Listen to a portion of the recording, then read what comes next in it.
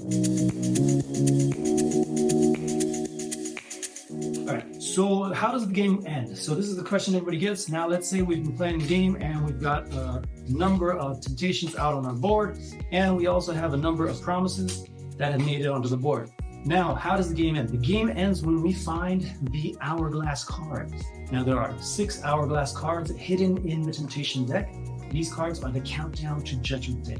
So when this last card is found, whatever we're playing up to, if it's 2, 3, 4, whatever, when we find that last card, the game ends. Anybody who still has to finish their turn for that roll gets to finish. But once that is done, or if the tempter has actions, he's going to finish out his actions on that roll.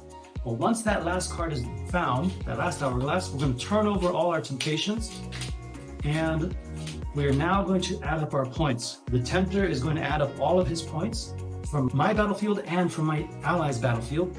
We are going to add up our points together. So this is a combined point game. We're all working together to score points, and whichever side has the higher points at the end of the game wins. If the tempter has more points, they win. If we have more points, we win.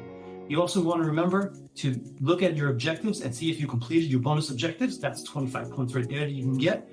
And you also need to be aware of if you have temptations that match up with weaknesses. Now, the only difference between basic mode and advanced mode is really this part right here when it comes to scoring. In basic mode, if I have cards that cancel out, so I've got a humility and a pride here, if I've got these cards here, then the pride is discarded. Why? Because the humility always wins. And if the colors match up with my temptation and my promise, promise is what wins. So in this case, if I'm playing on basic mode and I've got a pride card here and a humility card here, I would discard the pride and I would add up the tempter's points.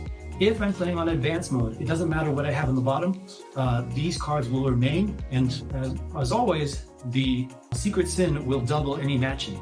So what would be 5 and 10 is actually 10 and 20 points added to the tempter's overall score. The nice thing about this game mode is that you can decide whether or not you want to mix and match. Go ahead and take a look through the rules. You'll find everything that details the basic and advanced setup. They're very similar. Mainly it's scoring at the end of the game that decides how you're playing. But when you get started, this is the basic setup, and this is how the game ends. The other way the game can end is if you run out of room. So if I have no more room on the board to take cards, when I'm maxed out and I only have room for 6 temptations, if I draw a 7th one, it goes ahead and spills over to my ally.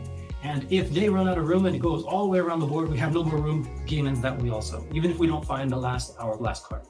So, and at that point, the tempter has the most points out on the board, which gives him the best chances of winning.